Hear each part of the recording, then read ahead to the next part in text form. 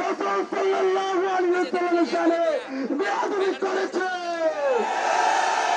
তথাকথিত অবিচার আলেমের ফাঁসির দাবিতে সব বাংলার জনগণ ফুঁসে উঠেছে।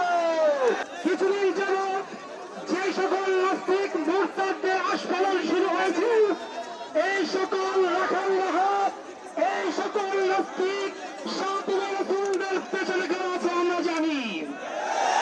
এই সকল কুলাঙ্গারদেরকে যেই মুশরিকরা যারা পেছন থেকে তাদের উস্কানি দিচ্ছে, পরিষ্কার বলে দিতে চাই, এই সকল সাতিরা তোমরা যদি মনে করে থাকো এই বাংলাদেশের তাওহীদ জনতা ঘুমিয়ে গেছে, তাহলে ভুল করবে।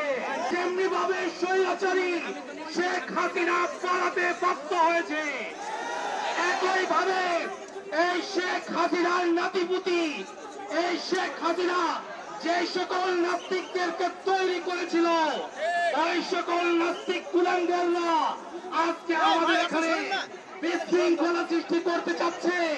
কিন্তু জেনে রাখতে হবে, নবী প্রেমিক জনতা এই দেশ এবং জাতি কোনদিন নাস্তিকদেরকে ঠাঁই দিবে না।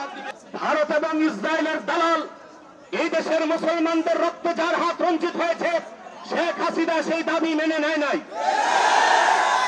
আমরা ভেবেছিলাম 2024 সালের 5 আগস্ট বাংলাদেশ স্বাধীন হয়েছে।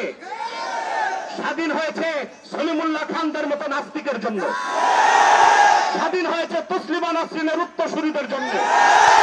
আমরা স্বাধীনতা পাই নাই। সেই বাংলাদেশে আল্লাহ তার হাবিব মুহাম্মদ সাল্লাল্লাহু আলাইহি ওয়াসাল্লামের আরশচুম্বী সম্মান মর্যাদার বিরুদ্ধে বাক স্বাধীনতার দোহাই দিয়ে নাস্তিকরা যখন তখন বেয়াদবি করে, তাদের শাস্তি যদি না হয়, আমরা মনে করি মুসলমান এখনো বাংলাদেশে পরাধীন। 47 আমরা স্বাধীন হই নাই, 71 স্বাধীন হই নাই, 5 আগস্ট স্বাধীন হই নাই।